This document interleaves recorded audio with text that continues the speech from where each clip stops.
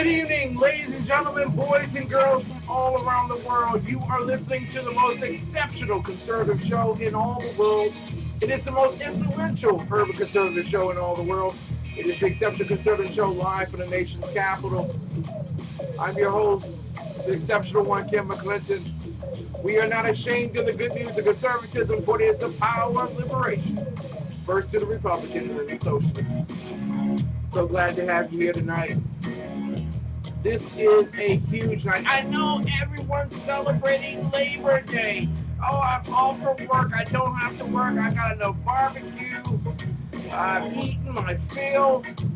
Absolutely wonderful. Great. Wonderful. Yes.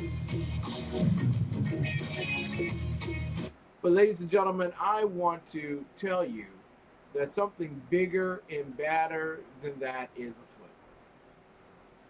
Ladies and gentlemen, millions of children across the country going back to school. Some have already been in school. Some will be going for the first time for the year.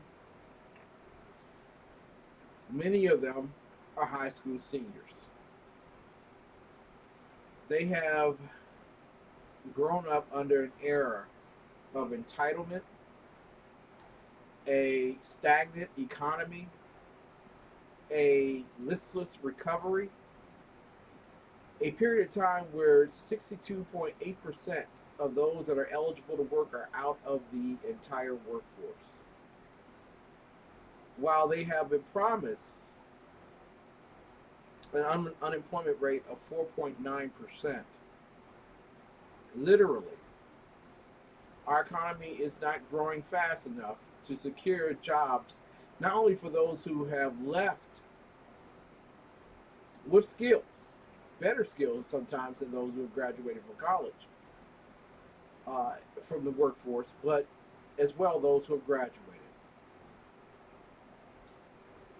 There are those who have studied for a long time in our public school systems and even our public charter school systems who are not college ready yet.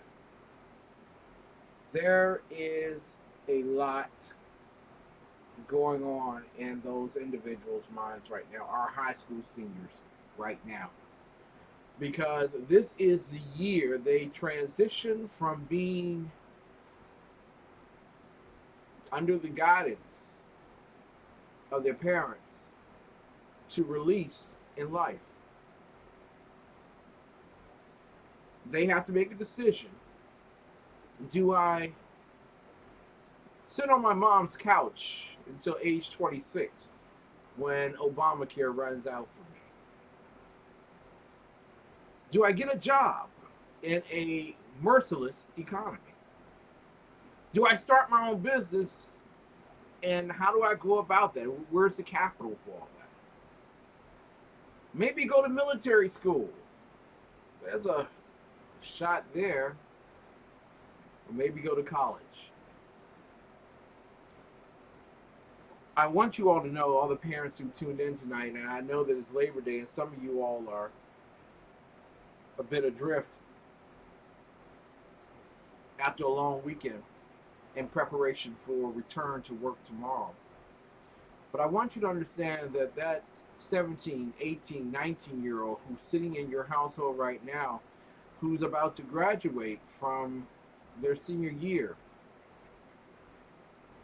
needs your help more than ever if they plan on going to college. Tonight, we're going to focus on helping you help them prepare for college. This will not be the only time that we do this, but officially, I'm going to put you on a 90-day diet to prepare to go to college. You will be through by December 1 as you listen to this program, and we will come back in a couple of weeks and do the very same thing as we focus on our financial freedom nights. But tonight, let me get you all ready to put your child through college. All hands on deck. Want to also draw attention to those who have come into the chat roll this evening, whom I truly love. Mary, my bouncer. You're right, Mary. Kids are graduating college woefully inadequate for the workforce. and woefully inadequate for college. So we'll talk about that.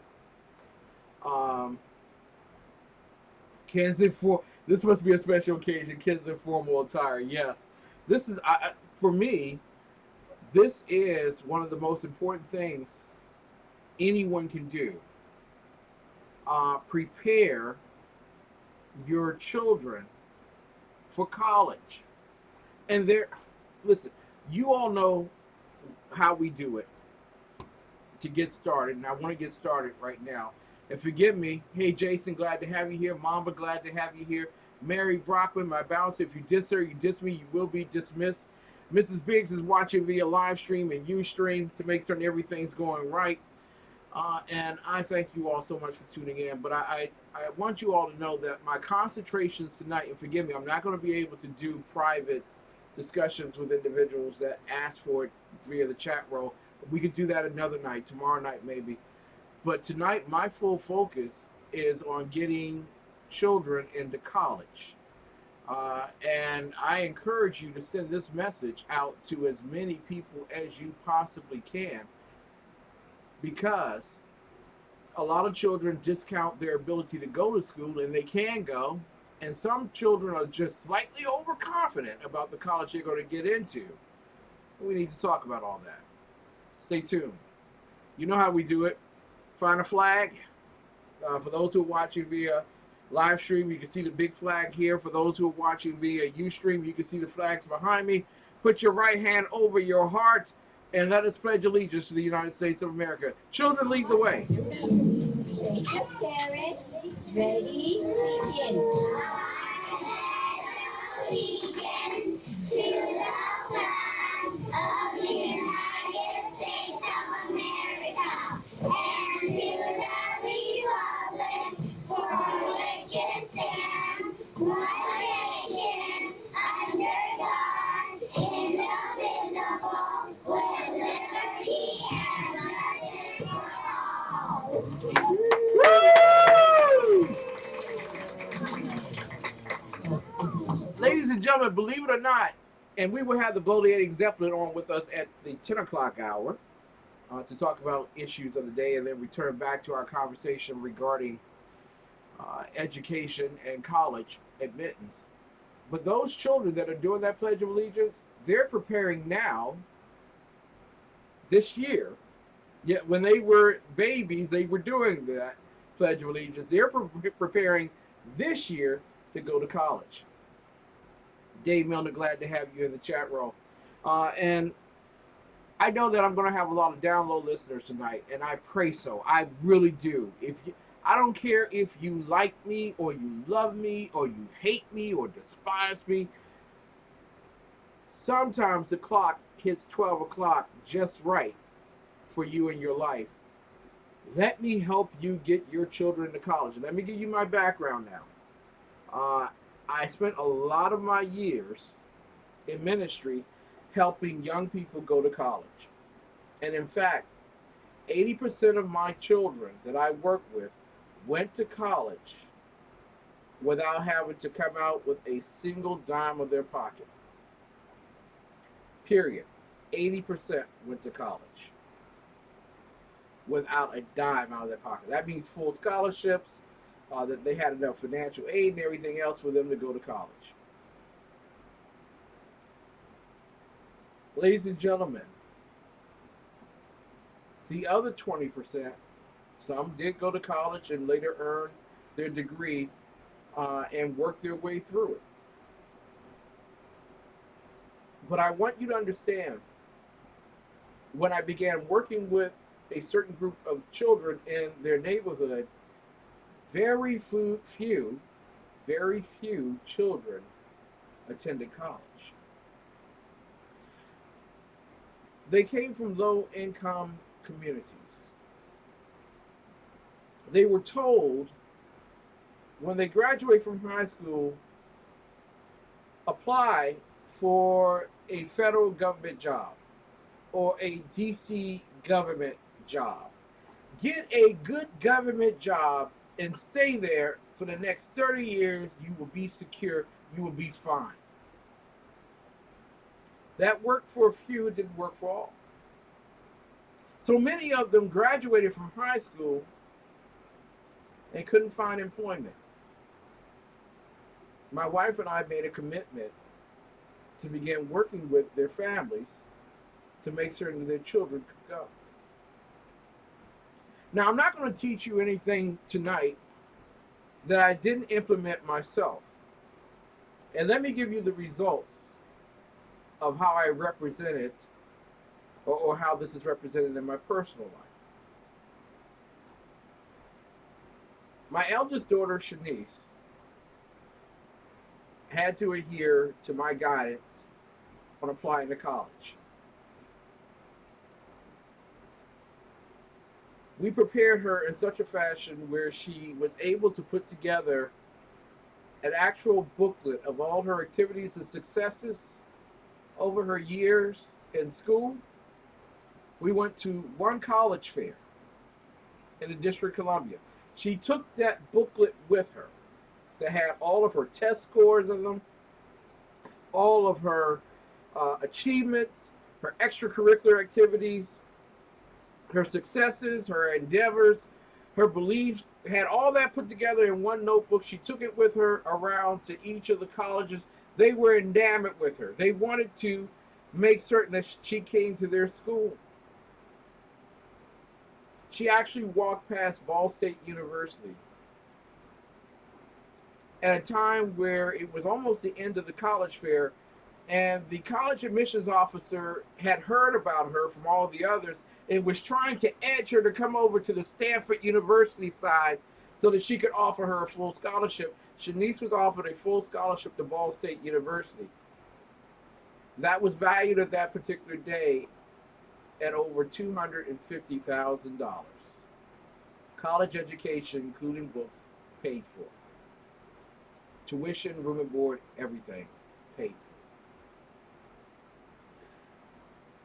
My other daughter, Jasmine, and I have her university here, the little hat that I got on parent, first day of parent. I know it's a little dirty, I didn't wash it, but I was in love with my daughter for picking this school. It's a historically black college university. Although I'm not the biggest fan of historically black colleges university, she selected it. She was offered a full scholarship, full ride to Claflin University in South Carolina. Stayed in the honors dorms. She did extremely well. Both of them graduated with honors. My daughter Jasmine graduated with 2 college degrees. Shanice graduated with 1 and then went on to get her master's degree. Why am I telling you all this? I'm telling you all this because I was told that our children wouldn't be able to make it. That, yeah, they've done well, they've gone to private school and everything, but maybe they should go to the local community college and stay there for a few years and then go on. I want you to know that, ladies and gentlemen, if you begin working right now, and I do mean tomorrow morning, picking up the phone and calling the guidance counselor at your high school and scheduling an appointment to walk in and say, hey, you know what? My child will finish strong out this year. They will graduate, but I'm on a 90-day diet. I want y'all to know, you're on a 90-day diet. And we will know that by several dates. September 1 through October 1. The next one would be October 2 through November 1. And then lastly, November 2 through December 1. By December 1, you will be finished with your child being prepared to go to school. You'll be able to go just like this, relax, enjoy, and know that the fruits of your labor after your harvest planting, the fruits of your labor will shine through in January and February of next year. So, ladies and gentlemen, I'm letting you know right now, we're getting ready to go to a break. When we come back, I want to lay out the plan of actions for you to have the ultimate success for your child going to college. You're listening to the Exceptional Conservative Show live from the nation's capital. We are not ashamed of the good news of conservatism, for it is the power of liberation, first to the Republican and then the socialist. We will return, and your children will be the better for it.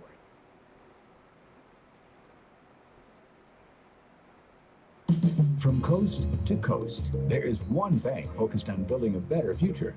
One bank with programs you can trust to help boost your economic picture. One United Bank. With rates better than the national average, no hidden fees, and even cashback debit cards, you will feel the boost in your budget. One United Bank, the premier bank for urban communities in Boston, Miami, and Los Angeles. Visit us at oneunited.com or call 877-1UNITED today. Member FDIC.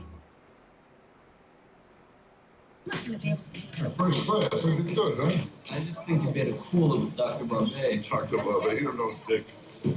He really tells him like it ain't. Yeah, well, you know what he knows how to do?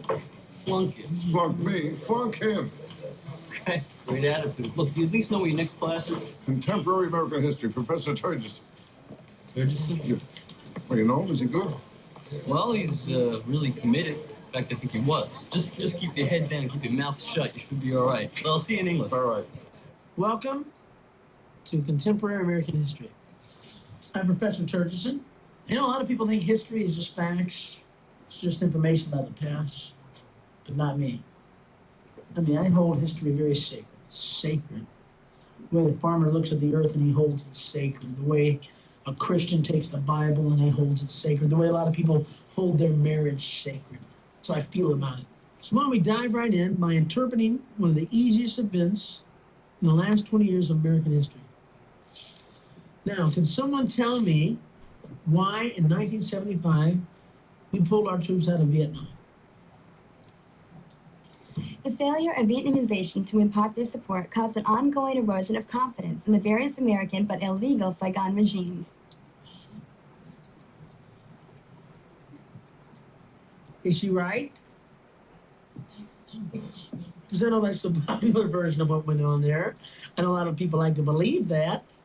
I wish I could, but I was there. I wasn't here in the classroom, hoping I was right, thinking about it. I was up to my knees in rice paddies with guns and Edward going up against Charlie, slugging it out with him, while pussies like you were back there partying, putting headbands on, doing drugs, listening to the goddamn Beatle albums.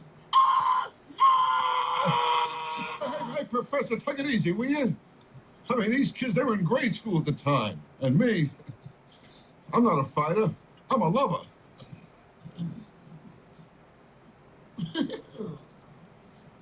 Oh, I didn't know you wanted to get involved with the discussion, Mr. Helper. But since you want to help, maybe you can help me, okay? You remember that thing we had about 30 years ago called that Korean conflict? Yeah, where we failed to achieve victory. How come we didn't cross the 38th parallel and push those rice eaters back to the Great Wall of China and take the brick and nuke them back into the fucking Stone Age River? How come? Tell me why? Say it! Say it! All right, I'll say it. Because Truman was too much of a pussy wimp to let MacArthur go in there and blow out those cummy bastards. Good answer. Good answer. I like the way you think. I'm gonna be watching you. A good teacher. He really seems to care. About what, I have no idea.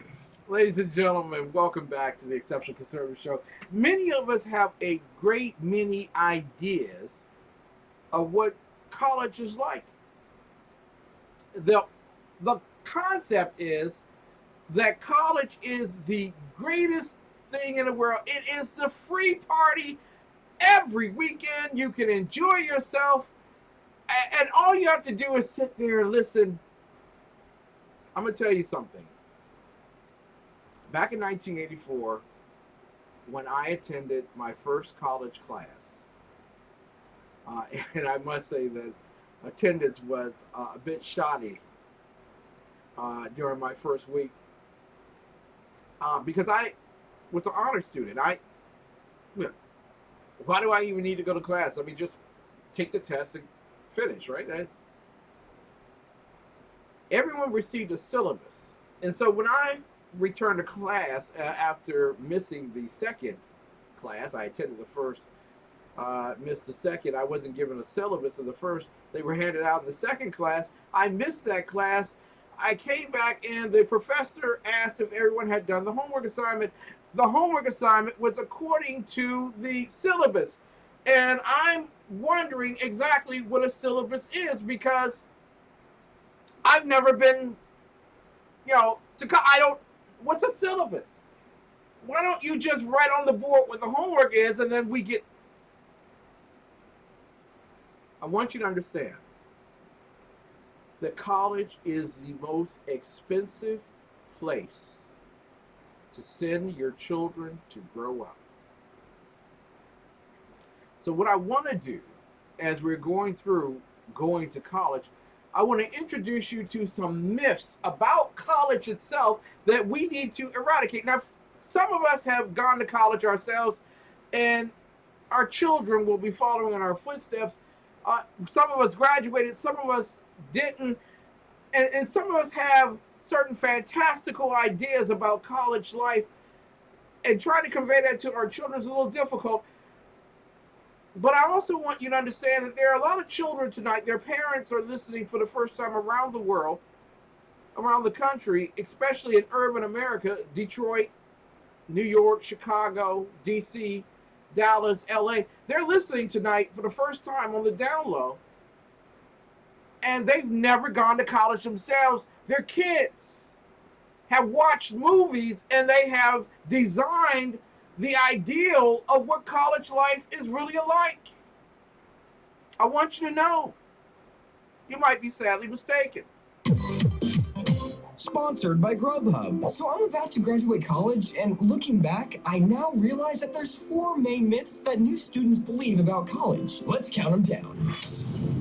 Number 4, when you get out of college, you will know exactly what you want to do with your life. False. Actually, more likely, you'll get out of college and then years down the road, realize what you should have gone to college for in the first place. You'll find yourself saying things like, man, I wish I'd taken such and such class while I was still in college. You'll realize that college shouldn't have felt like an obligation for you, but rather should have been treated more like a privilege. But all that to say, no, you probably won't get done with college and be like, yes, now I am ready to face the big scary world. I have a purpose. Sorry, it's just not true. Life truly is the greatest teacher. Which reminds me, number 3, college is the one and only place to grow and mature as a human being, period. You know, people always told me that college is a great place to grow up, which makes sense, but they never once mentioned that it can also be a very expensive place to grow up. Look, college has a lot of great experiences, but if you have to go into debt to grow up, you're doing it wrong. I just don't think it's fair that I have to pay back all of these student loans while I'm looking for a job. I know. So what was your degree in? Oh, well, I could never really decide what I wanted to do, so I ended up going with culinary arts of the 14th century. That's a degree? Oh, yeah, man. They have a degree for everything now.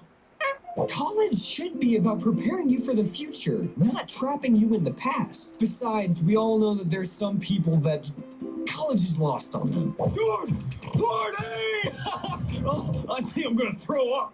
Fun fact, there are cheaper ways to get drunk and act stupid. Like, say, getting drunk and acting stupid while not paying tuition. Now you can afford more alcohol. You're welcome, idiot. Number 2, all of the students are having the best time of their lives all the time. Everyone that hasn't gone to college somehow thinks that every day is like this. Man, you're so cool, love you. Hey, what's up, you're hot. Hey, oh, I love college, it's awesome. Yeah! But in reality, get out of my way! Get out of my way! I have a midterm in 5 minutes and I haven't even studied! College kids walk around in a suspended state of panic. And if ever they start to feel relaxed, it's because they've forgotten something that's probably due tomorrow.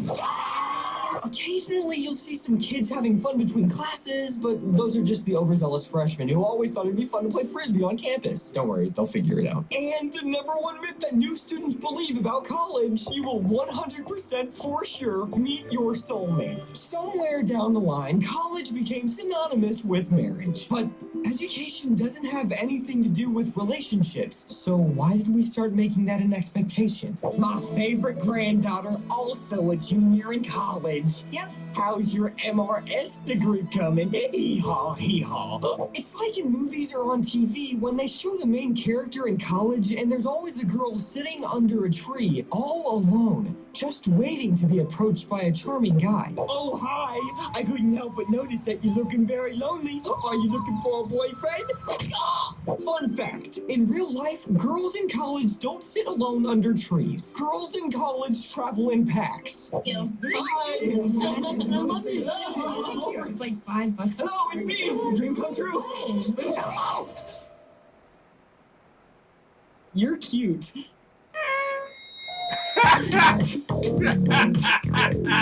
tuned for a scene. Ladies and gentlemen, I want you to understand there are so many myths about college life that somehow, and when you go to historically black colleges, and I attended 2 of them, out of the 3 colleges that I attended 2 historically black colleges, you were told that you're supposed to dress like this every single day. And that you're supposed to be pretty much a fashionista, a diva. You're supposed to have the latest fashion, the latest clothes. You're supposed to look good, smell good, act good. It's all external. Go to class? Maybe. Maybe not. But as long as you walk across the campus, you're supposed to look good. Your hair is supposed to be done all the time. Ladies, gentlemen, let's be honest. College costs. The majority of students that attend college can't afford to be there. How do we know that? Well, tonight, I want to disclose to you of the $17 trillion of personal debt that Americans have tonight, 1.4 trillion of that is student loan debt. 2/3 of Americans have never attended college. 1/3 have. And now there are people running for office that want the 2/3 to pay for the 1/3 that went to college. That is an enormous and sizable debt for individuals to carry, especially based on the misconstrued concepts that A, you're going to be a fashionista on the campus, B, everyone's going to love you and you're going to have the most wonderful time of your life, C, every day is a party day, and D, they're just giving degrees away. You don't even have to show up for school. Let us be real, ladies and gentlemen.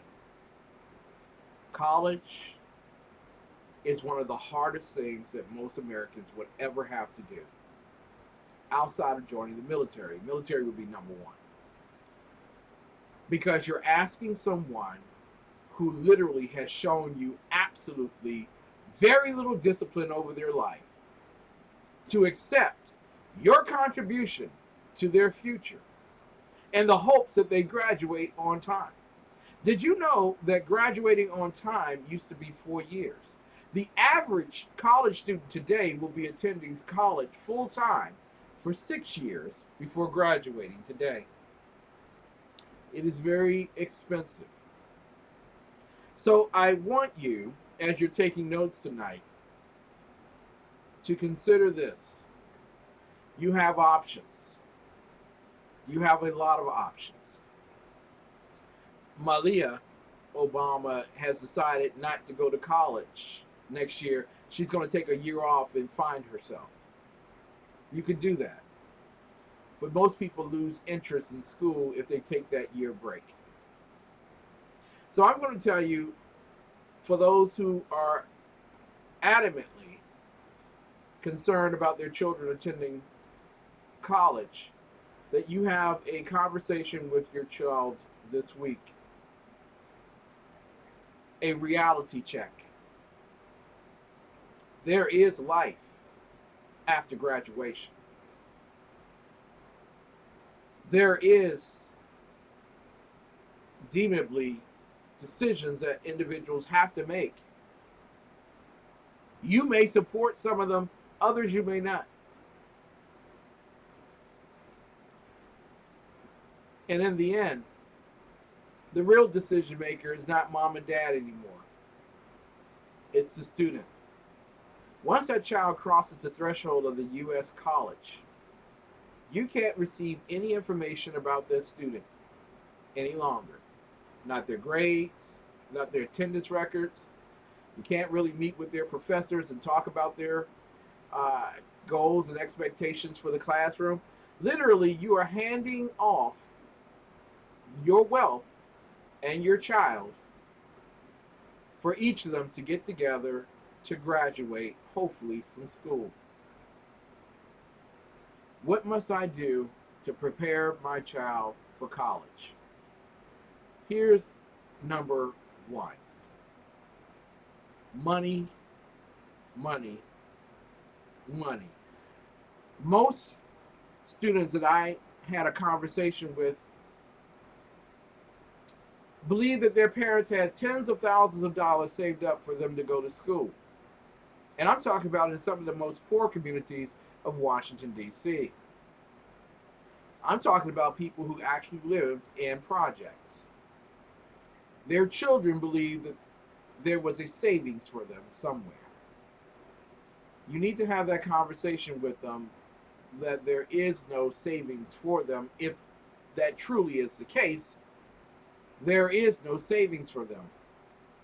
Because then everything else becomes a sticker shock for everybody involved. Students can get to the final answer of college costs a couple of ways. One is by doing their homework early on and reading everything that a school has out about their cost so that they have a good basic understanding of what is included. Then for things like personal expenses, colleges will say your personal expenses should be $100 a month. And that's what they put in when they're figuring financial aid. But you may know that you're actually spending $75 a month or $300 a month. So you have to say, okay, my lifestyle is going to depend on me spending $300 a month. So therefore, my cost of college, if I want to continue that lifestyle, is going to be higher than what the average is, or lower. I think it's looking at what the averages are and then applying yourself and your situation against those. Say you have to ask questions. You have to ask, once you've decided where you want to go and you're pretty set on where you're going to go as you put your financial plan together, whether you're paying for the whole thing or you're on financial aid, you should talk to someone in the financial aid office about what the real life experience is for the different things that you think you're going to want to do when you're in school.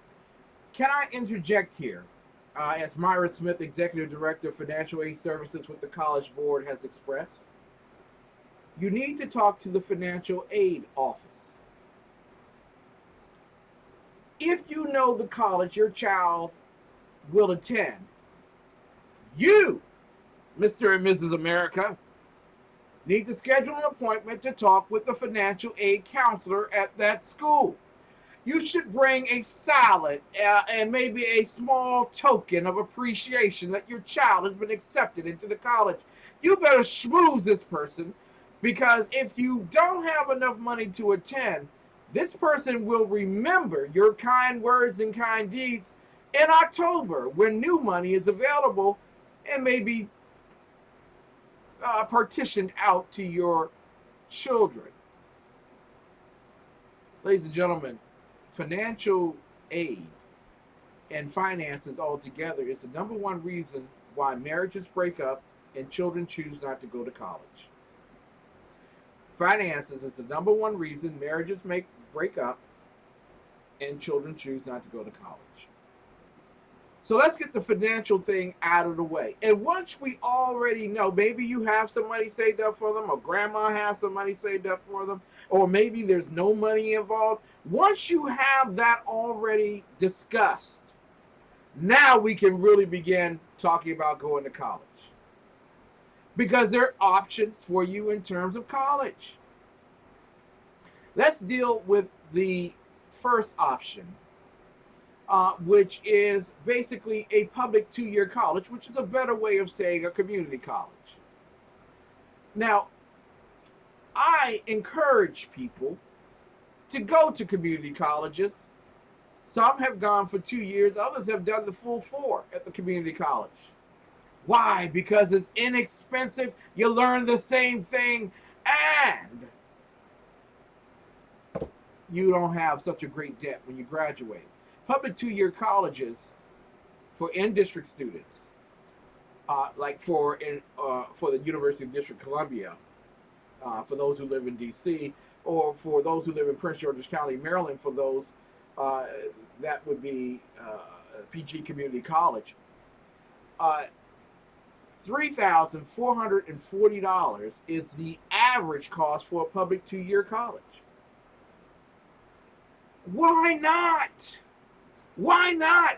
If you're learning the same thing that you're willing to pay $20,000 for 2 years, the first 2 years, you're learning the same thing at the other gravy train college.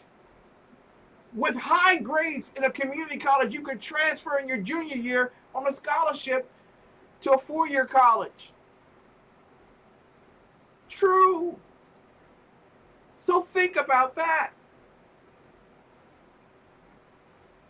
And I just want to say, because Agador is and Dave, Dave Milner in the chat room. And I want to thank you two for being in there, and Mary, and Jason, and Mamba for putting your comments in there, because people are watching on the down low this website, and they're listening, and they're seeing what you're writing, and you're telling them the truth about college.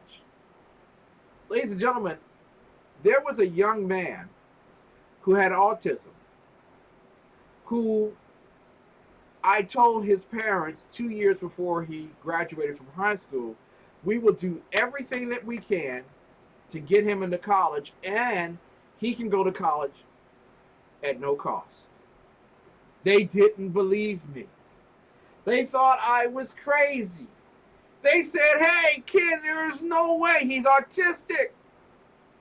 The best thing we could do is probably put him in a, nice little school or something, community college. He wanted to study aviation. Did a little research. Penn State has one of the best accommodation programs in the country. He was able to go to Penn State despite his grades and despite his scores.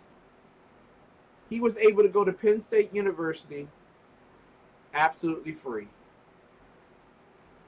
Tuition, books, everything paid for. Room and board, everything paid for. I'm letting you know tonight, ladies and gentlemen, that you might think that your kid is a C student and maybe has 1,000 on the SAT or 18 on the ACT, and there's no way this kid's going to get into school. I'm letting you know tonight, ladies and gentlemen, that that's not all that's considered for a child to go to college.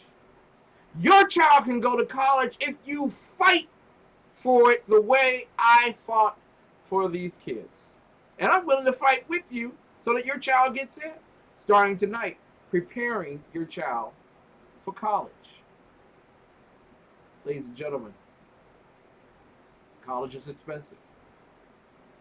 You saw it was $3,440 for a 2-year. For a public 4-year college, for those who are going to be staying at home, the actual cost on the average is about $9,410. That's for in-state students. That's for if you're in Ohio choosing to go to Ohio State. Not Ohio University, which is a private institution, which is going to cost you a fortune. but Ohio State University. For those who wish to go to maybe Ohio State University, and I want to tell you right now, if you're an African American student and you're going for the first time to college in your family's history, there's no one else who's gone to college, they have a wonderful program that if your grade point average is high enough and your SAT scores or ACT scores are high enough, you can go to Ohio State University for 4 years at no cost. Yes, I've helped a student do that. The average public 4-year college cost for out-of-state students is $23,890. That's the average. I'm not saying that that's going to be the one for the college that you pick. And then finally, for the private 4-year college, and I want to put an asterisk for those who are following along at home with private 4-year colleges. The sum average is about $32,410. But many of these colleges, private institutions, have enormous surpluses of resources from alumni that are willing to pay large portions, especially if you are Hispanic, African American, Native American, whatever, and female in some cases as well. Great institutions. And I've had them on my program, and I will have them on during the course of the rest of this 90-day diet to get your child into college. I will have them come on. Some of the best independent colleges and institutions will do what they can to get your child into school. So those are the costings, but they're not the costings alone. And this is one of the problems with the individuals who choose to go to college, because they are so caught up on what their friend is doing. And this is what I want you all to do. This is why the conversation between mom and dad and student needs to take place. Very much so this week, if not tonight, before you meet sometime this week with the guidance counselor, because if you're meeting with your guidance counselor in December, it's already too late. Many people think that I choose a college and I want to choose Hawaii University. I know I live in Washington, D.C., but I want to choose Hawaii University and I want to go to Hawaii University. It's such a great school. Yeah, but you got to pay for housing, food, books, supplies, transportation. Do you know what a round trip ticket costs to get out to Hawaii? Do you think your parents will be coming to get you? Really? For Thanksgiving, time off from school, winter break, then your spring break, and then to come pick you up at the end of summer. That's 4 times. That's expensive. So you have to have this serious conversation about what you can afford. Had a mother who had 3 kids and her first child was going off to college, and the child was choosing to go off to college to one that was pretty expensive, but had a notable name. She figured out after dropping the child off that the child would have to spend somewhere in the area of about $400 to $500 a month to stay at the school. That's apart from paying tuition and books. Now you have to ask yourself, do I have enough money to afford to do all of that? Some people can, some people can't. I'm going to encourage you to have a conversation about college. And before we go to this break, because I want to address something before we go to the break. Some of your children want to go to school and they want to study communications. And they want to study social services. You know, I want to get a degree in psychology. I'm gonna be honest with you. You can't do anything really with a degree in psychology until you get a PhD. Really, that's when the big money starts rolling in. That's a lot of school. Let me explain to you what the average income is for someone who graduates from college with a degree in communications. This is last year. The average income is $47,047. Let me also show you for those who are getting social service degrees because you really want to help people. I want to really help people. That's why I'm getting my psychology degree. That's why I'm getting my social worker degree, because I really want to help people. You know how you can really help people? Get a job where you're able to learn how to create jobs. That's helping people. It'll take away a lot of mental illness. Social sciences, $46,585 a year. I was working with a client who had a degree in social sciences from a major university. Her student loans cost her $800 a month. Think about it. With an income of $46,585 gross, not talking net, gross, and you were to take out about $4,000 or $5,000 for benefits and things of that nature, that's about $41,000 a year. You divide that by 12, that's about $3,700 a month, give or take a few dollars here and there, $3,700 a month, and you take out what it would cost in Washington, D.C. for room and board, or what we call rent, at a rate of about $1,500, you're already down to about 22. Then you got to get a new car, and so you're paying $400 a month for that. You're down to about 18. You got other expenses. Now take out that $800, not including insurance for your car and other food expenses and things of that nature.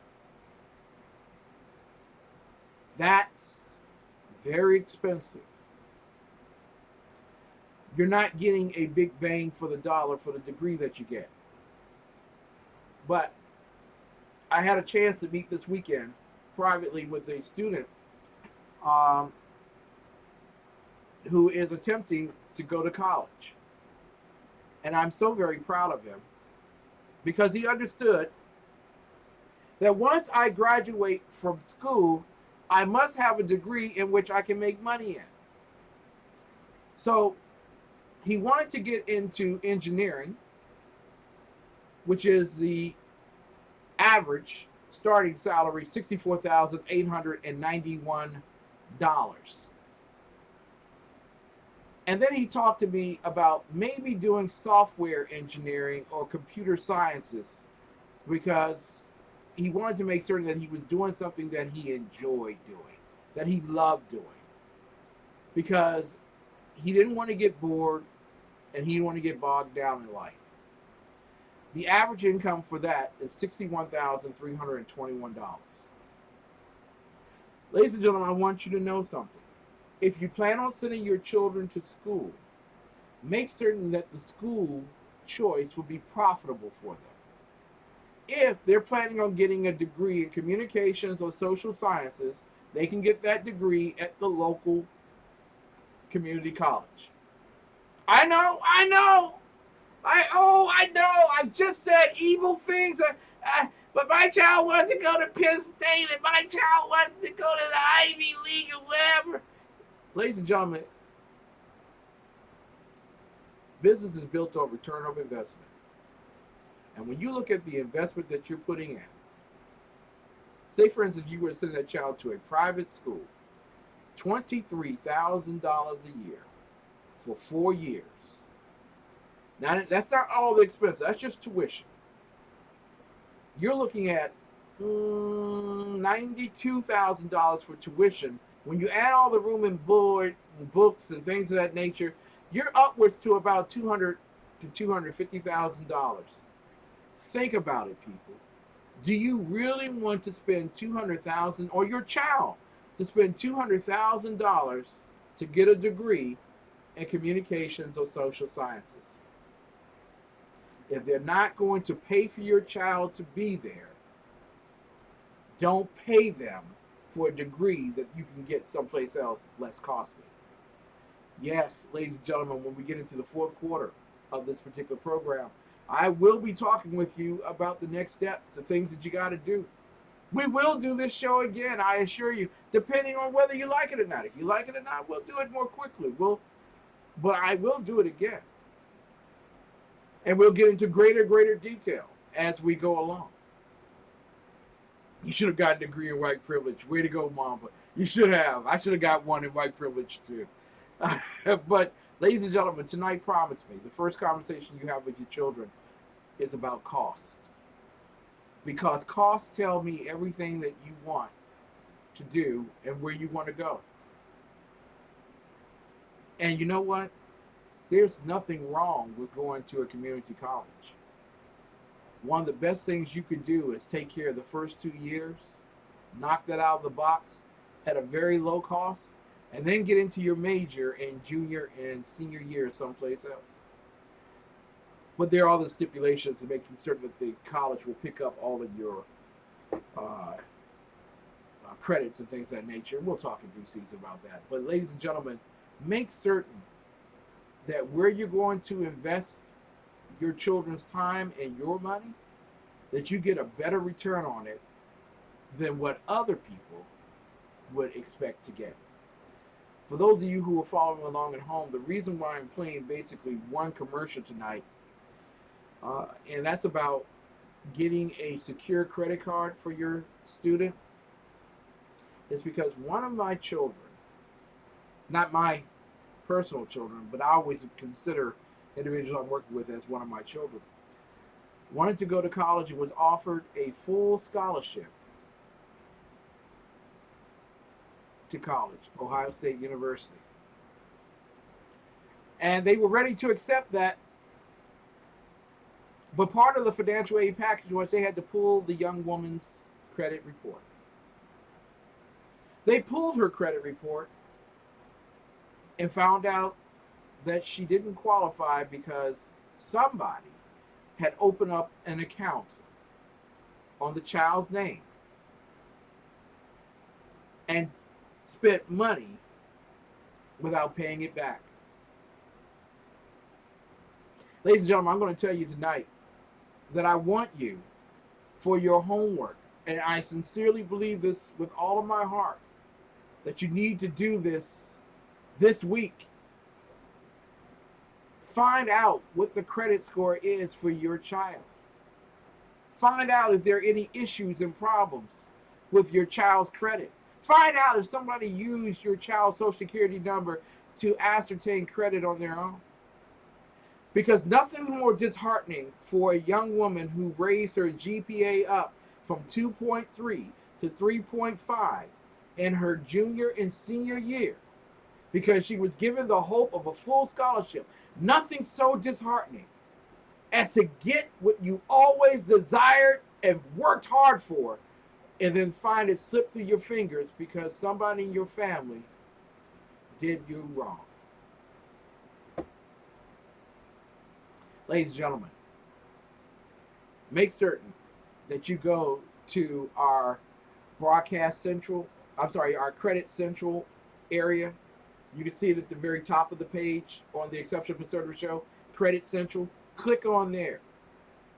Find out, and you can do this, you can find out what your credit score is and what your child's credit score is by going to various sites on there. We'll talk about that in due season in the next segments. But also get the child a secure credit card. By doing that, their credit score increases by the usage and maintenance of it, and you can always fill the money when they need it accordingly. I'm just saying, it's a prudent way for the young people to not only improve their credit scores while they're in college, but to make certain that they are not overspending under an unsecured credit card. White Mamba says, and if they stole your identity, have them call me, and we will hunt down and sue the credit thief and get the scammer to pay for your kids' college. Bingo! Y'all touch on Right Mamba in the chat roll. He can do that. We'll be back with more of the best at Urban Conservative Talk. We'll be right back with none other than the Bloviating Zeppelin right after these messages. From coast to coast, there is one bank focused on building a better future. One bank with programs you can trust to help boost your economic picture. One United Bank. With rates better than the national average, no hidden fees, and even cashback debit cards, you will feel the boost in your budget. One United Bank, the premier bank for urban communities in Boston, Miami, and Los Angeles. Visit us at oneunited.com or call 877-1UNITED today. Member FDIC. Hey, it's Dan at Ready Edge Go. Today we're going to be covering the top 4 college app myths. Myth number 1, if I have really strong GPA and strong SAT scores, I'm going to get in. Wow, that's absolutely wrong in a lot of different contexts, but although it really depends on which schools you apply to nowadays, schools are looking for students that are really well-rounded. The fact of the matter is a lot of students have the same SAT scores and the same GPAs, and that's not going to be what they accept you for. Instead, nowadays, they really look for the overall profile. What different activities did you engage in? What kind of awards and accolades did you earn?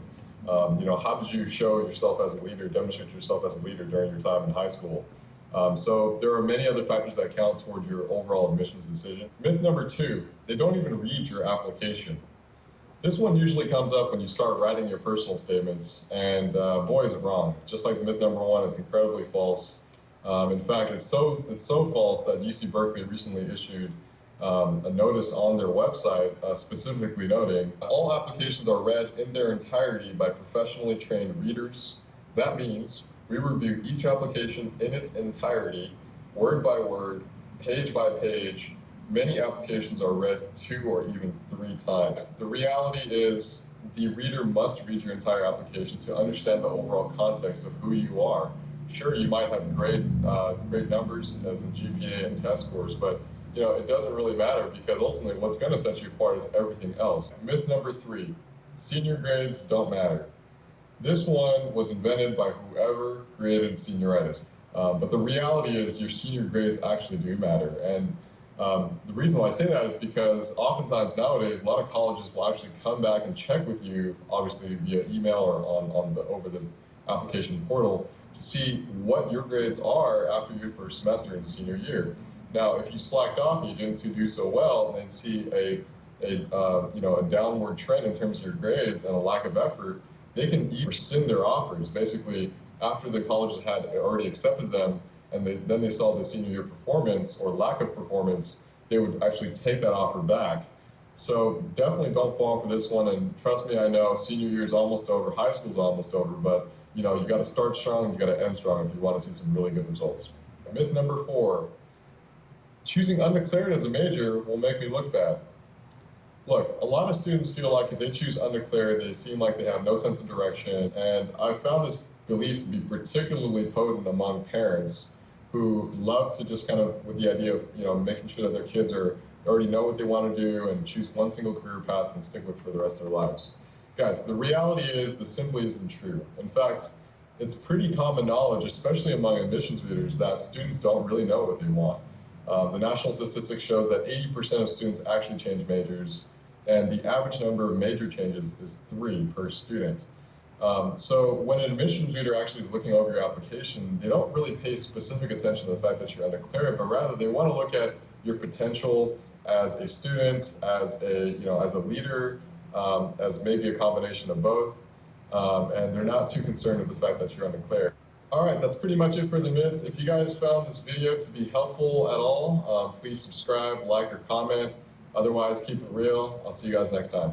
Hey, it's Dan at Ready Edge.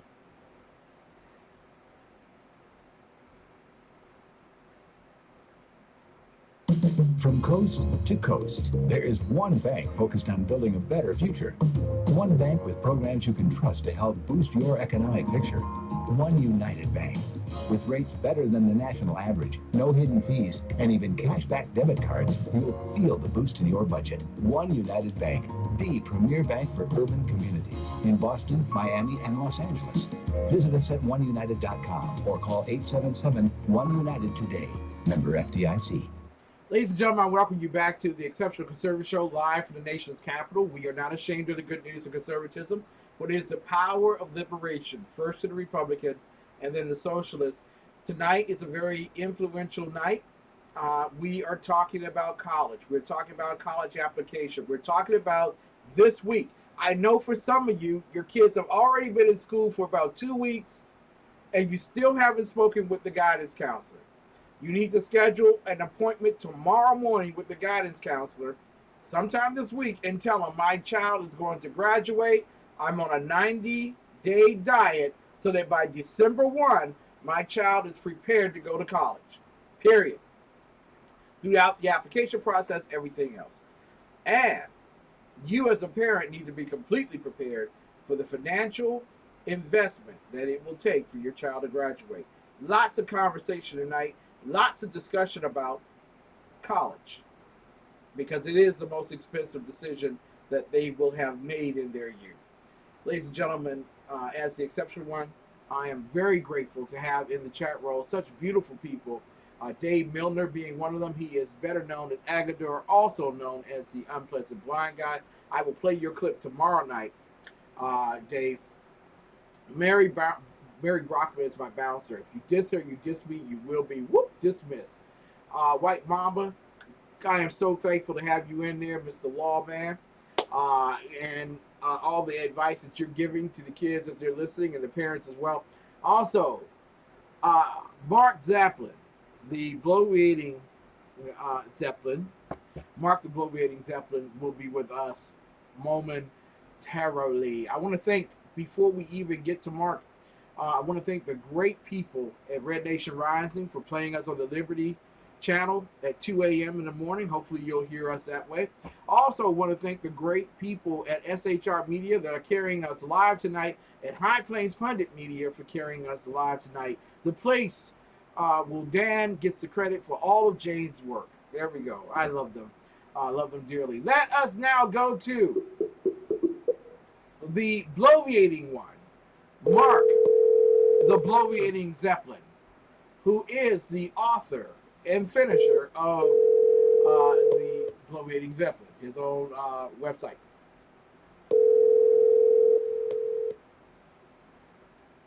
Yeah. Republic Restaurants, how do you do? Republic, are you interested in a reservation this evening, sir? We have lots of oysters. We have a strong brunch menu and live music in the evenings. It's also a destination for creative vegetarian offerings. This must be for my wife then. I most certainly will. For my wife, I will secure a reservation for 2 because I enjoy vegan crap. Food. Well, you know, sir, we're right in Silver Spring, not far from everyone. Anyone who's anyone goes to Republic. We're not far from Langley Park. We're just east of Bethesda. It's the place to go. Would you like a reservation, sir? I most certainly do. Put me down for 2 on Thursday evening at 7:30. Thursday. Quite well, sir. By the way, my understanding is a man named the Bloviating Zeppelin is taking care of your check. Oh, I thank him. Thank him indeed. I'll sit near the front then. You know what that means. He also said that some person named Sean Lewis is actually taking up the check. Oh, yeah. I don't know what that means. It means I need to sit near the front. What I put in the first chair. Mark, good evening. Are you trying to tell me that you haven't been to Republic Restaurant? No, in Silver I have Spring? never. I am shocked. I have never been to Republic. I have been to. Oh my goodness. the steak restaurant, Ruth Chris. I've been to Ruth Chris. I've been to Shula's, but I have never made it out to Republic. And they do the vegan crap. Yeah. My wife would enjoy it, and that's probably one of the reasons why I haven't gone. But because you have mentioned it tonight, I may have to set up a reservation to go to Republic. Thank you, sir. Well, I'll tell you, if it works out for you and the Miz, then let me know. I definitely will. Listen, Mark,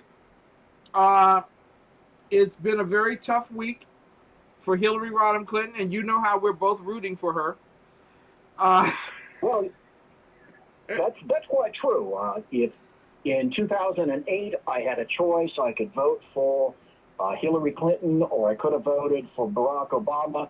You know me. Unfortunately, I voted for Barack Obama. I didn't think she was ready then, so I guess she's not ready now. Not ready for prime time. She's a member of the not ready for prime time players. She's consistent. We must give her that. She's consistent. She's had a great 2 weeks. It's been a wonderful, easy 2 weeks. It's been a cushion just for her. It's been wonderful and glorious, both of those things. Mark the Bloviating Zeppelin, please tell everybody how they can get your stuff, how they can read your stuff before we get started with explaining her health conditions. Well, I am on Twitter, if you are so inclined, at BZEP, BZEP, BZEP on Twitter. And also, I'm at bloviatingzeppelin.net. It's mine. I own it. Google isn't taking it away from me.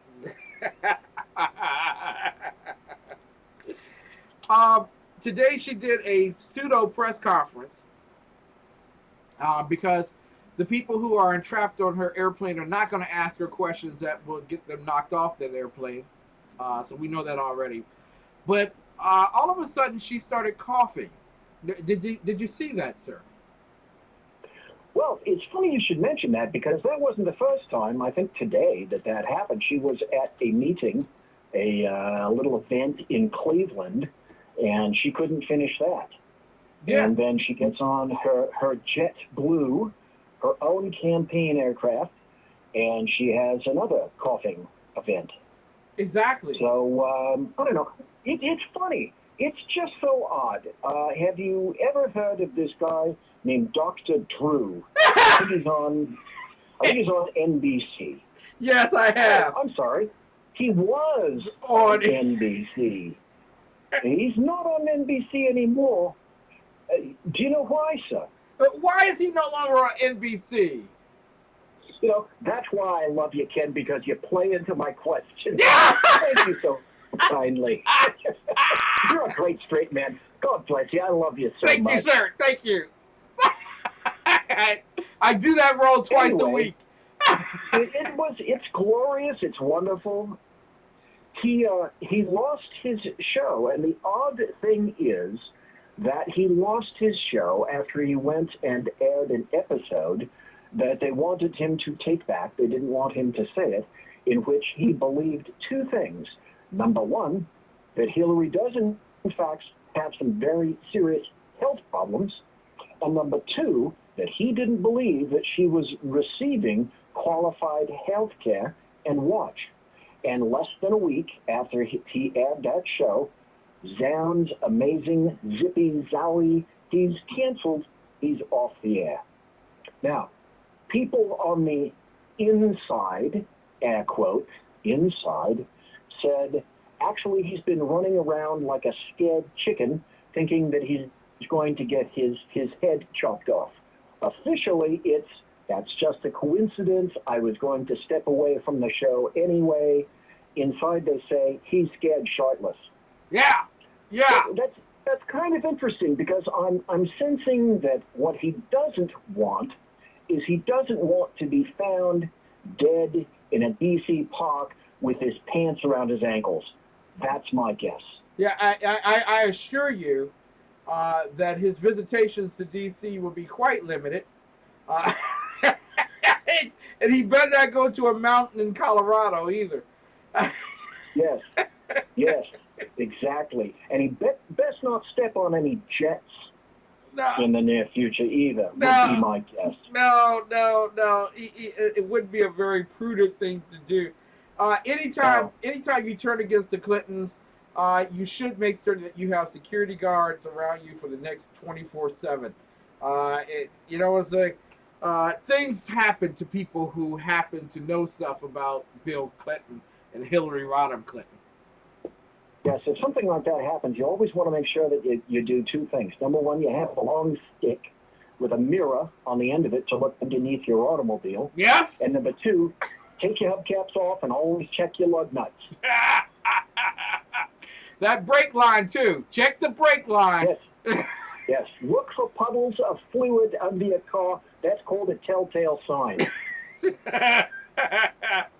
But, you know, people think that we're joking, that we're being very, hostile to Hillary Rodham Clinton. But this summer alone, 4 people who had turned on them through the DNC and other institutions were found dead.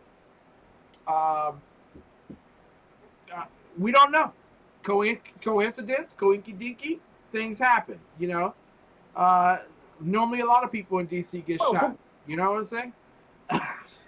Didn't one of those people happen to be shot basically in broad daylight in D.C. Yes. Who's a member of the DNC staff? Yes, he was. Is that correct? Yes, he was. Yes. But, you know, stuff like that always happens in Washington, D.C.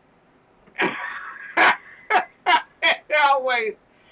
You're on your way to the FBI to talk with them, and then bam, you're dead. It happens in Washington, D.C. We got to believe that. Well, my understanding is that D.C. police are having sort of an influx of MS-13 problems. Yes, they are. Recently. Yes, they are. With, it's part of a number of shootings. Part of the immigration strategy. The more you know, the better you are with the M13, MS-13. We've had a gang problem here in D.C. for 2 or 3 years. But no one spoke about it because it was not politically correct to talk about immigration issues. And there is a large majority of gangs that are immigrant-based, MS-13 being one of them. There are Caribbean gangs as well. And a lot of it has to do with illicit drugs and the drug trade.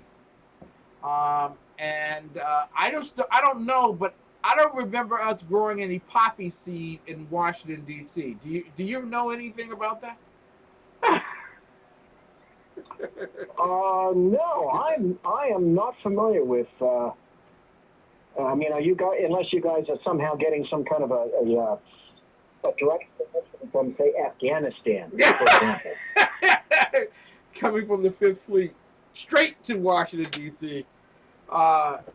Ladies and gentlemen, we're talking with Mark the Bloviating Zeppelin, and this is a very serious matter regarding the health of Hillary Rodham Clinton. Apparently, Brian Williams has taken over the show from Dr. Drew and will be giving psychiatric as well as medical advice. So continue to watch. But she literally could not finish her press conference on her own airplane today because she got into a coughing spell, a hacking spell, some would say. She was invisible for the past 2 weeks, and with the acknowledgement of the FBI, we find out that her time at the State Department after falling and having a concussion, she spent no more than 3 to 4 hours a day at the State Department and can't remember certain things. How's your memory, sir?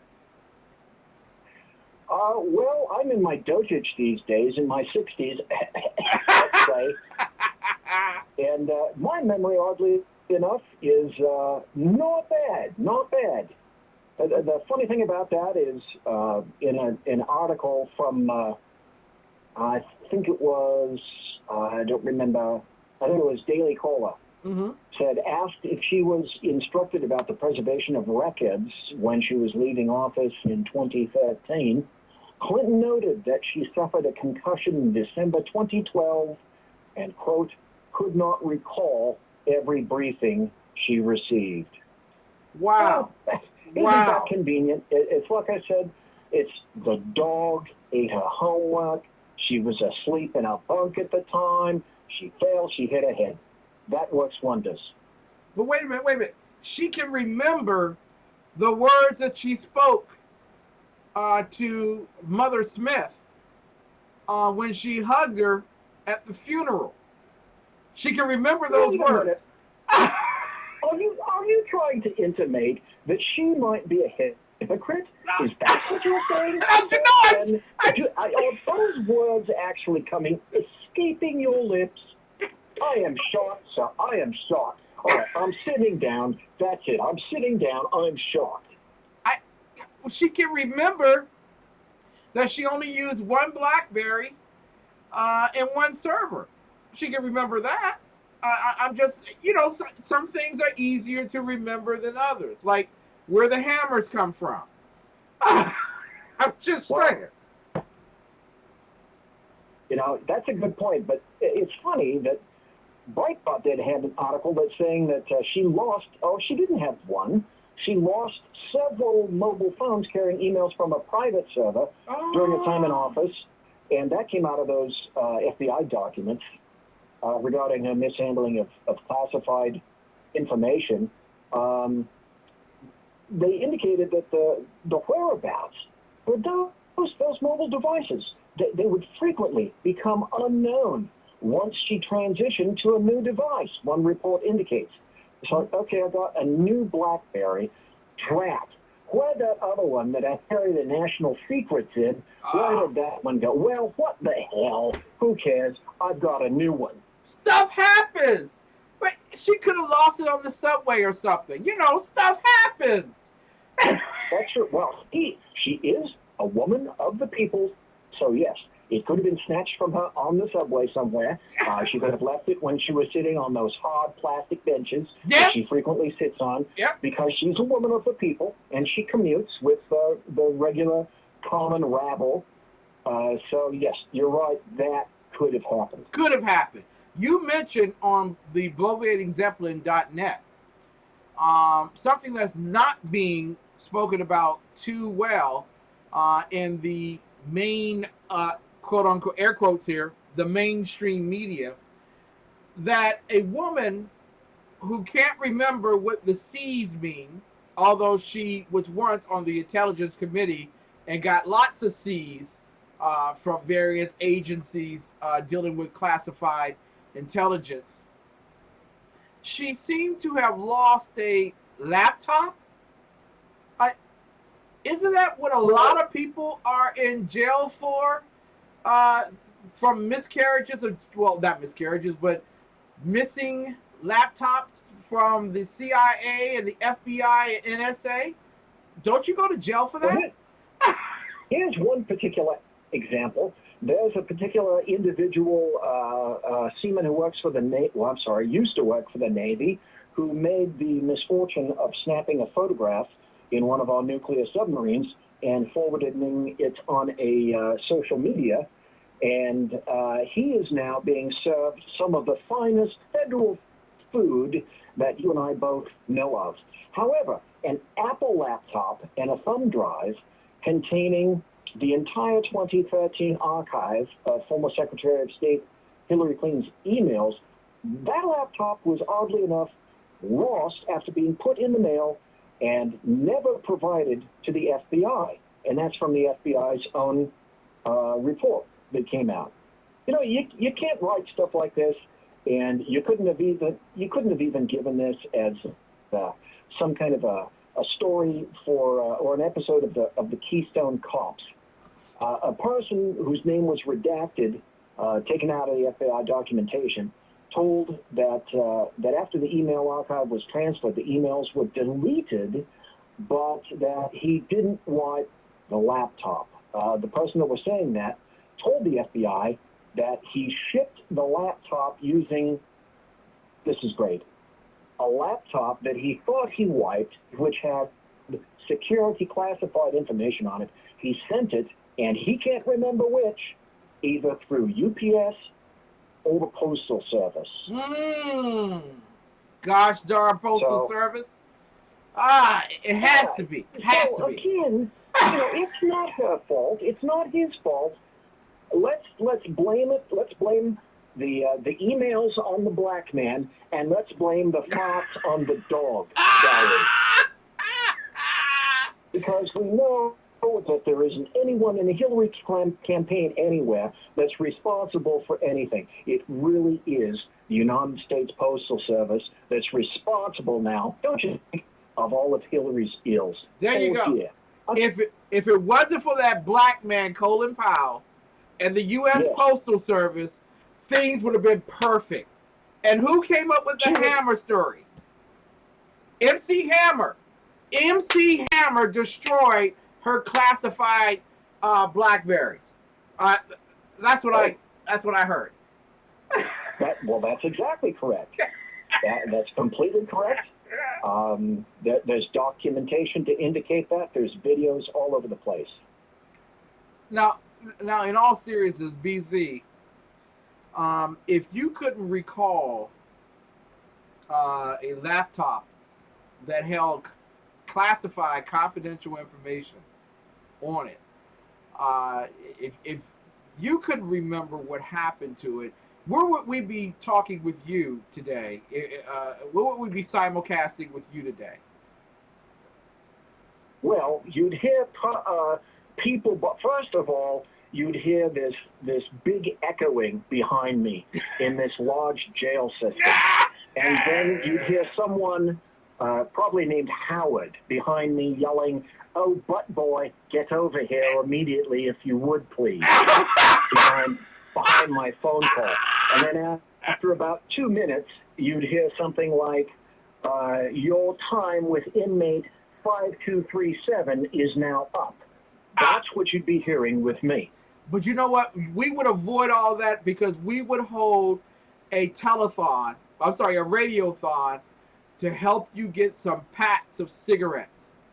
You wouldn't have to worry about, we get your boxes. You wouldn't have to worry about it. One last thing, because not a lot of people are listening on the download today and they just can't believe what we're talking about. They say, "Hey, Ken, there you go again. You're hyperbole, you're hostile, you're evil, all those kinds of things." Who paid for Hillary's private server? Oh, wait a minute. What are you trying to say here? Are you trying to hint something? Are you trying to say that American taxpayer dollars paid for her private server? Clutch the pearls. Is that what you're trying to say here? Clutch the pearls. No, I thought it was bail. I really thought it was bail. Taxpayers paid for her private server. Wow. The funny thing is, you couldn't. I am speechless. Number one, I've decided that I am pushed back. My job is to make sure that she doesn't get elected in any way, shape, or form. And I have some thoughts on that in a bit once I finish this particular thought sentence. Yes. But the American taxpayers, when you stop being president, you get an automatic stipend of $400,000 a year. Mm-hmm. Well, that occurred to Bill Clinton the moment that he retired. So he gets $400K. Well, there's also a particular act that was enabled because Harry Truman, when he retired, he was basically destitute when he left the White House. And he left in 1958, I think. Mm-hmm. Excuse me, 1954. And he left, basically, he really, truly was an individual who was dead broke. I'm sorry, left in 1953. And people offered him a few things here and there, but he said that if he took things, that it would diminish the integrity of the nation's highest office. Well, he was, in fact, destitute. I mean, Harry Truman got an Army pension of $112 a month, and he got $37,000 from a book deal, and he sold property that he had, for example. So because of that, they thought that they would create the Presidential Act, it was called the Former President's Act, in which you have a certain amount of money made available to you. And since Clinton has retired, he's taken the most allocations than any other president, to the tune of $16 million. That's more money than any of the other living presidents.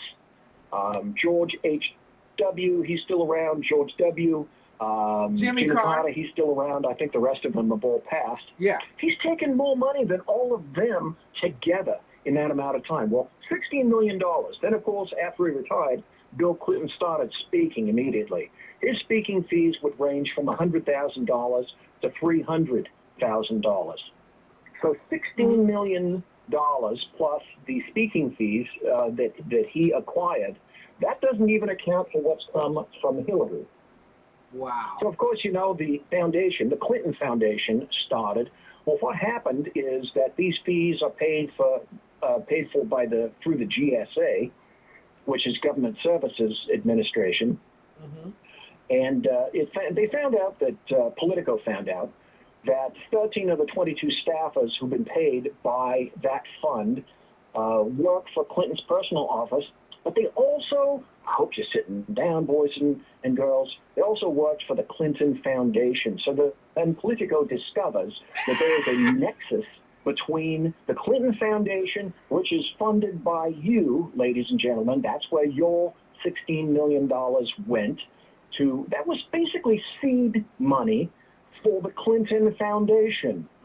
So what they started and what they're benefiting now, they didn't even pay for. They didn't even bankroll. You paid for it. You, Ken, and me, and all the other listeners, we paid for it. Wow. American taxpayer. So Obama's right. Country. Obama's right. You didn't build that. No. Oh, Lord.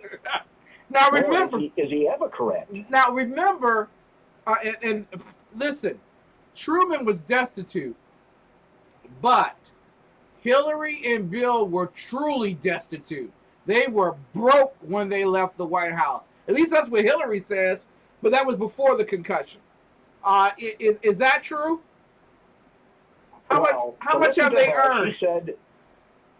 She said that they were absolutely dead broke. But folks may or may not remember that when they stepped out, the Clintons, air quotes, liberated a few things from the White House.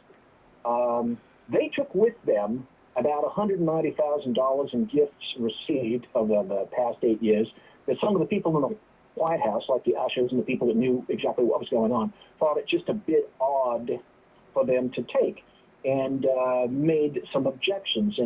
And bowing to those objections, the Clintons, admitting nothing, but they said in February 2nd, I think it was 2001, if I'm not mistaken, they paid $86,000 back to the federal government. They decided that they were going to pay $86,000 back for the things that they took from the White House. That must be because they were, in fact, dead broke.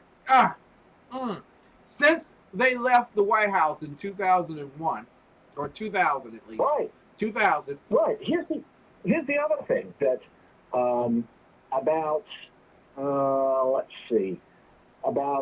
a week or less than a week before they left the White House, in 2001, they bought a house to go to that was just down the road a bit, and they bought it for any takers, any guesses as to how much they paid for the house before they left the White House. Being dead now, keep in mind, they're dead broke.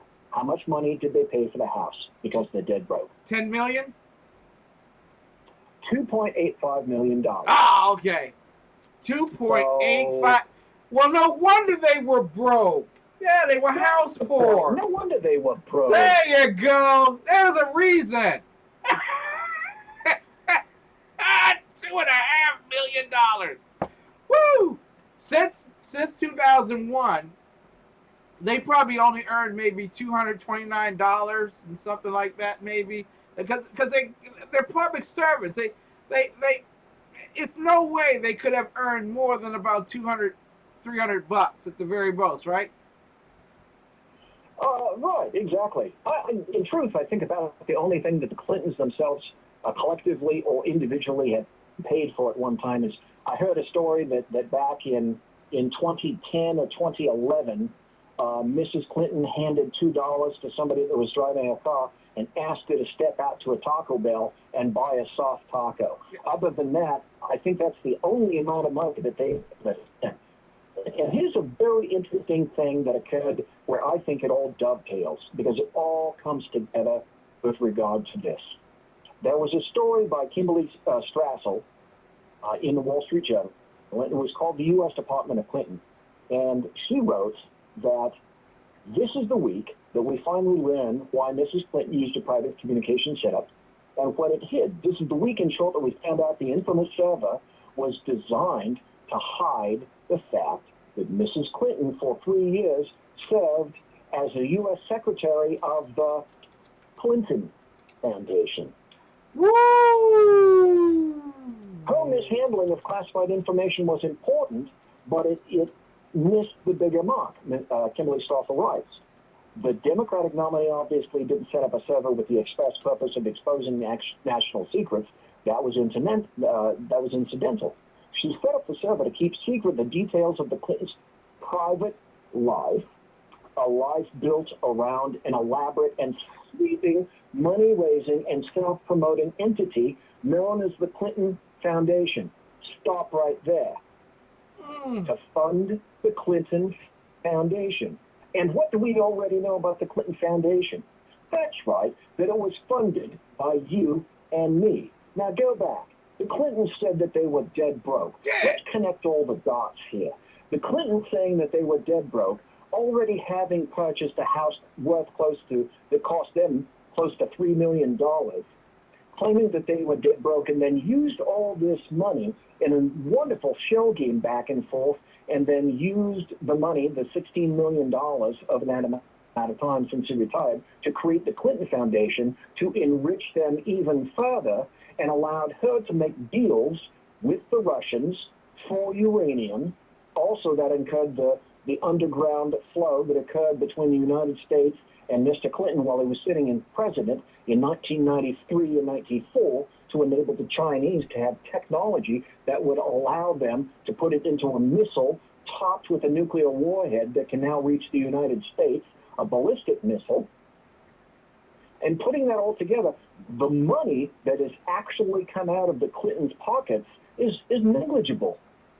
Wow. Except for, okay, I'm sorry, that one soft taco, but that's just because she's on a bender that particular day. That's expensive. Can you in your mind, can anyone listening in their mind think of a more perfect scenario?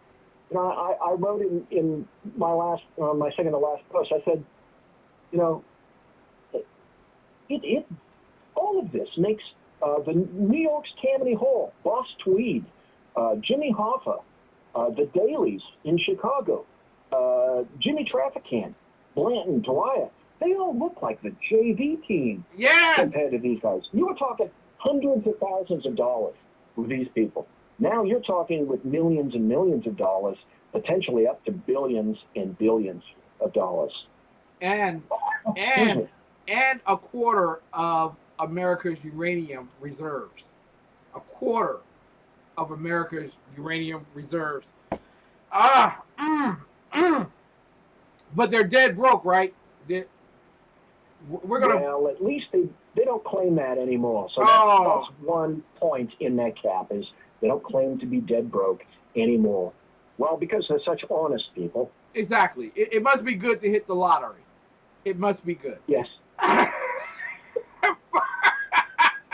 Mark, how can people read your stuff? Because your stuff is truly insightful, well written.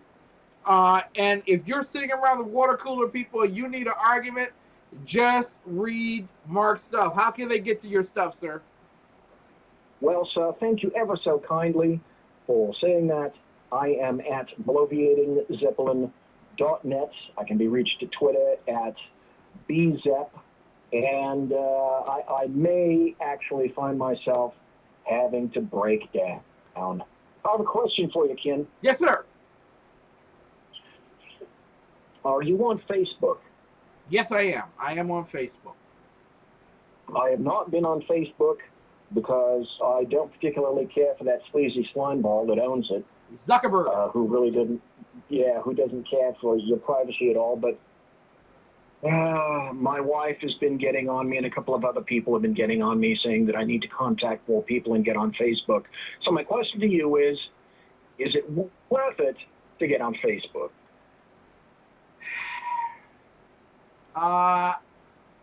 It's a tool. It's a tool. Kind of like Sidney Blumenthal. Well, Joe Biden's a tool. Yeah, Sidney Blumenthal kind of tool. It's a tool. It's I like connecting with Liberty. Connect with Liberty. Number one. Number two, Tea Party community, and number three, Facebook. I can trust that everyone on Connect with Liberty is a conservative, and I can trust that Tea Party community, at least everybody's a Republican. And on Facebook, I can trust that George Soros and Mark Zuckerberg, Michael Zuckerberg, whatever his name is, are working profusely to destroy America. See, those are the three things I can count on. Well, yes, that's true. That's absolutely true. Well, I don't know. I'm still mulling it over. I'm trying to think of if there's some kind of way to keep yourself a little bit not quite so exposed, a little bit more private. I'm going to have to look into it. Yeah, don't do it personal. Don't do personal. Just do it under bloviating Zeppelin. That'll take care of that. Okay, so you do not have to put your actual name in there, is what you're saying. Because, I mean, for those people that are listening right now, these may seem like really stupid questions, but I am actually, in fact, that stupid. Yeah, well, they're gonna ask you to do all that stuff, but if you're gonna set it up under bloviating Zeppelin and leave it at that. I tried just basically to do only the Exceptional Conservative Show type work on Facebook, and really promote Connect with Liberty and Tea Party on Facebook. That's what I do, to be honest. Okay, so because you're speaking to a techno-Luddite here, can you kind of explain to me what did you say? Connect with Liberty? What that is? Connect with Liberty is a social media site, and I'll put that in the chat roll for everyone who's following along at home. Okay. So that you can be a part of it. It is a site where Shelley, what's it? Oh my goodness. Oh my God. She was just on my show last week. She's going to kill me. Miss Whittington was on my program last week. Missy Whittington. Forgive me. Missy Whittington. And it is a social media site where everyone who's on there is definitely conservative. White Mamba is on there. I also believe Dave's on there. I know Mary Brockman's on there. So all the conservatives go there. It is a conservative website, strictly conservative. And that's where we comment and commentate and don't have to worry about some troll or some, goober dropping in and causing riotous living. And the other site that I'll put in the chat roll as well is Tea Party Community. And I encourage people to go there because it's a good place for people in general just to be able to come together and talk and not have to worry about such things. Although Tea Party Community is Republican, Connect with Liberty is conservative. That's the way I work with it. Okay. All right. Yeah. Me and the Republicans are sort of parted ways. Yeah. Yeah. I feel you. Mark, the Bloviating Zeppelin. Go to his website. Get the information. Don't pretend like you did not know and did not hear. But the truth is out there, and he is willing to give it to you full force. Bloviatingzeppelin.net. Mark, thank you so much. I'll talk with you or listen to you on Wednesday night on SHR. I will be there. And once again, I will be defending your liberty and your virginity both at once, simultaneously, because Thank that's you. my job. Thank you, sir. Especially my virginity. Yes. It's the only thing I can hold on to. My integrity is long gone. No, and that includes your integrity as well, your bravery, your courage, your honesty. Thank you. Thank you very much. God bless you. Thank you ever so much, Ken. God bless. God bless you too. You take care, sir. You too. Mark the Blovier Zeppelin. We'll be right back right after this message to finish up tonight's lesson for everyone who's following along at home. Ladies and gentlemen, it is time to talk with your high school senior tonight about going to college. And just because you are poor does not mean that you can't go to college. There are a lot of good choices out there, a lot of good things you can do. We'll talk with those right after this. Ladies and gentlemen, you're listening to the most exceptional, most influential urban conservative talk show in the world. It is the Exceptional Conservative Show, live from the nation's capital. We'll be right back. From coast to coast, there is one bank focused on building a better future. One bank with programs you can trust to help boost your economic picture. One United Bank. With rates better than the national average, no hidden fees, and even cashback debit cards, you'll feel the boost in your budget. One United Bank, the premier bank for urban communities in Boston, Miami, and Los Angeles. Visit us at oneunited.com or call 877-1UNITED today. Member FDIC.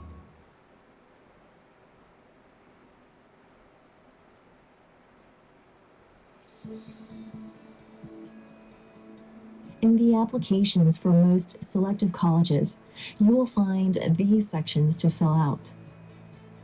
Information about your personal details, such as your name, address, birthday, parents' names and their professions, and other details. Information about your high school education, the schools you attended, your counselor's name, your high school academic record. This includes your grades, class ranking, difficulty of your courses, and your course load. Your performance on standardized exams. This includes the SATs or ACTs, SAT subject tests, AP tests, and other similar exams.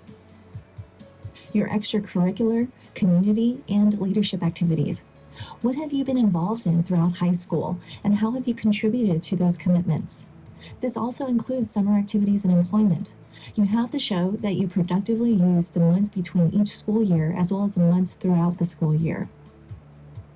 Any awards, honors, and points of recognition. Then there are recommendation letters and school paperwork from your guidance counselor, teachers, and possibly other individuals, such as your coach or trusted mentors. Don't underestimate the importance of recommendation letters. Your main application essay, also called the personal statement. This is your chance to tell the reader something about you that isn't obvious in your grades, test scores, and activities. Your supplemental application essays, which tend to be shorter than the main essay, but they delve deeper into specific topics so that the admissions officers can get to know you even better. Any supplemental application materials if you're going to highlight a specific skill or talent, like music, art, dance, or athletics. Applicant interviews, which can be held in the town where you live by a graduate of the college to which you're applying, or on the college campus by an admissions officer. It depends on the college. Many colleges make interviews optional, but we always recommend that you prepare for and take an interview. Documents. You will have to submit official standardized test score reports, and your school will have to submit your transcripts and other information. Each college has different document requirements, so you'll need to organize and keep track of them. Some of you might have heard that certain parts of the application are more important than others. A huge myth that some of my students have is that it's all about the essay. Wrong! In selective college admissions, your entire application needs to be a cohesive portrait of you. Each part of the application is important and deserves your full attention. I repeat, each and every part of the application is important, serves a unique role in the application process, and deserves your full attention. All of these factors come together to form your college application. And your college application tells admissions officers your credentials as well as what you'll bring to their campus. Remember, even though you're thinking about what you can get out of a college, colleges are looking at what you can bring to them. It's a different perspective.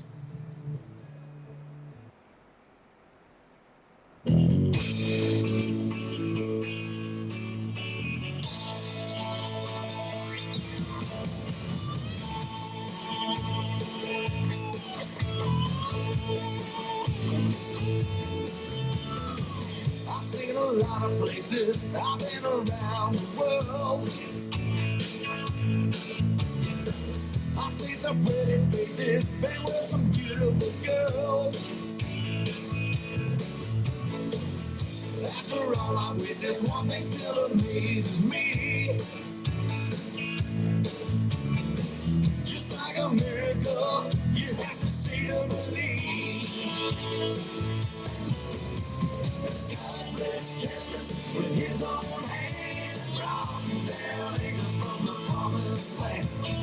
Gave them a place where they could dance. If you want to see heaven, brother, here's your chance. I've been sent to spread the message.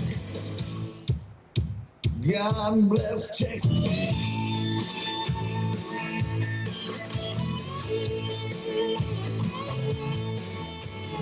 First he let the sun shine, then he made the waters deep. Then he gave us moonlight for all the world to see. Well, everybody knows that the Lord works in mysterious ways. He took a rest, then on the very next day, God bless Texas with his own hand, brought down angels from the promised land. Gave them a place where they could dance. If you want to see heaven, brother, here's your chance. I've been sent to spread the message. God bless Texas.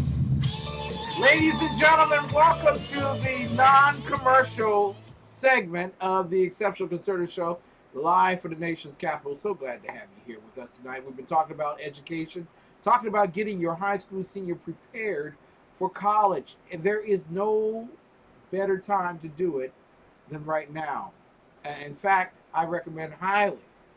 And yes, we're going to do this show. We're going to finish out because there are 90 days. You only have virtually 90 days to get your high school senior prepared for college. That means that your child should already be registered for the SAT examination in October and the ACT examination in October. And guess what, ladies and gentlemen? If you meet a certain income standard, your school can give you a waiver. A waiver. Your guidance counselor can write a waiver for you so that you don't have to pay for the test. You could take the ACT and the SAT for free. And if you talk with your guidance counselor early enough, they can get you into a program waivered where you don't have to pay for tuition to help you in terms of SAT and ACT prep. You're getting a whole lot tonight. A whole lot that, and I mean this sincerely, if you were paying somebody, you would be somewhere in the area of about $5,000 to $10,000 for guidance counseling for that individual student. It's not easy between now and December 1. Some of your kids are athletic and they are playing football, and so they have to get their applications together. You're going to have to visit the colleges. Yes, we'll talk about that in due season. You're going to have to visit the colleges.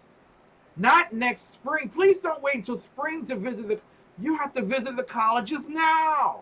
Why? Because I get to see exactly what the college is like with kids on the campus, not on special days when there are no children there or there's special weekend activities where most of the kids are gone or whatever. But I get to see during the course of the school day exactly what this college is like. Ask to sit in on the classroom. If your child has autistic issues, ask to speak with the accommodations officer.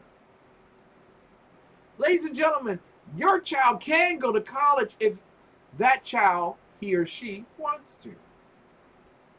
There are lots of options. And we want, at the exceptionalconservativeshow.com, we want to work with you to make certain that in the next 90 days, your child gets into school. And in fact, what I want you to do is send me a letter at ken@theexceptionalconservativeshow.com. ken@theexceptionalconservativeshow.com. Tell me if you listen to this show tonight.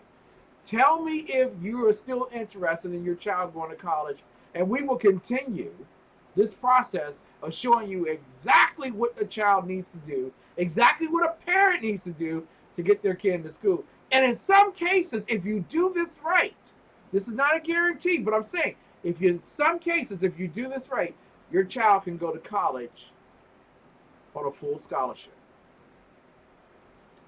There is so much available to you. Often it's not exposed to you.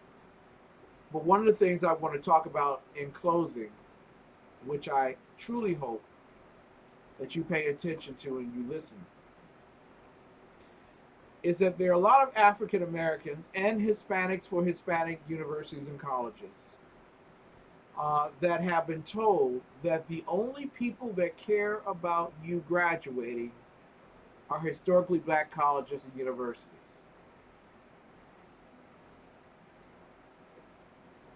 I want you to know that I had one daughter attend a public state institution, which was predominantly white.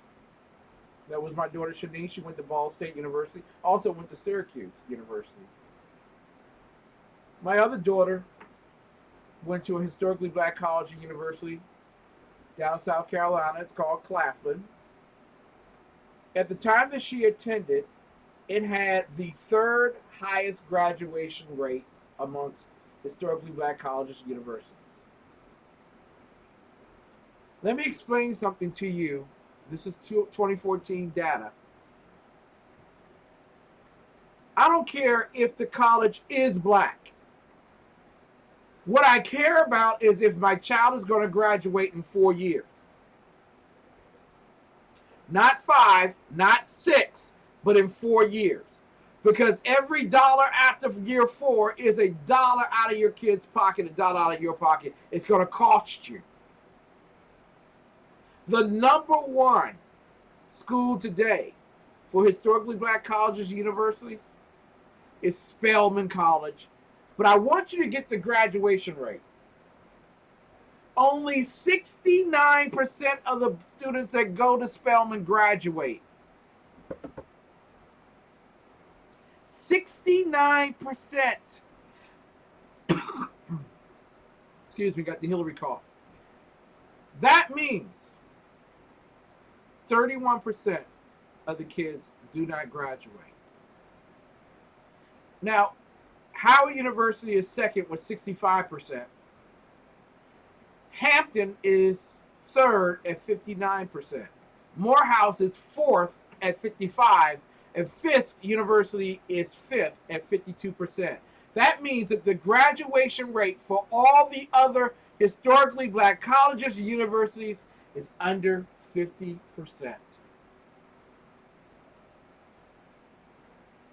Where I am, the University of District of Columbia, its graduation rate is 15%. Ladies and gentlemen, I don't care what you do. Don't fall in love with the color of your skin so much that you guarantee that your child will not graduate. Find an institution that believes in graduating children on time and getting the best out of them. Also, consider the U.S. Merchant Marine Academy up in New York. We'll talk about that the next time we meet. Ladies and gentlemen, a friend of mine once told me, always be brave. Don't die a coward. I promise you, I will always be brave. I want you to remember, without a shadow of a doubt, God has blessed America. It's time for America to bless God. Hope you got a lot out of this tonight. We'll be back in a couple of weeks. We'll talk about this in greater detail. Go ahead and register your children.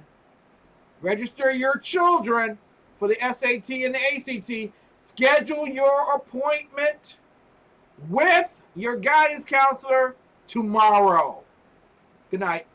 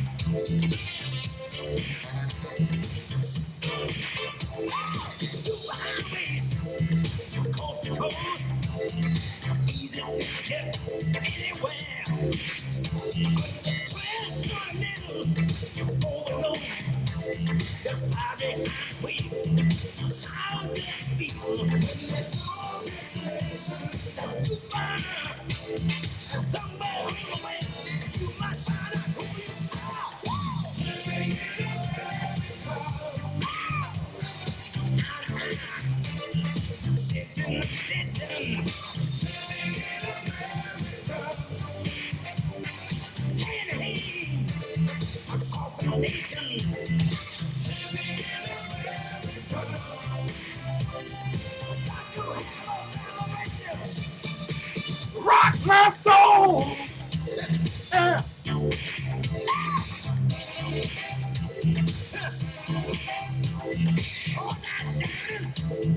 Keep you awake and back on that and a hard roll. You might have to walk a lot of miles.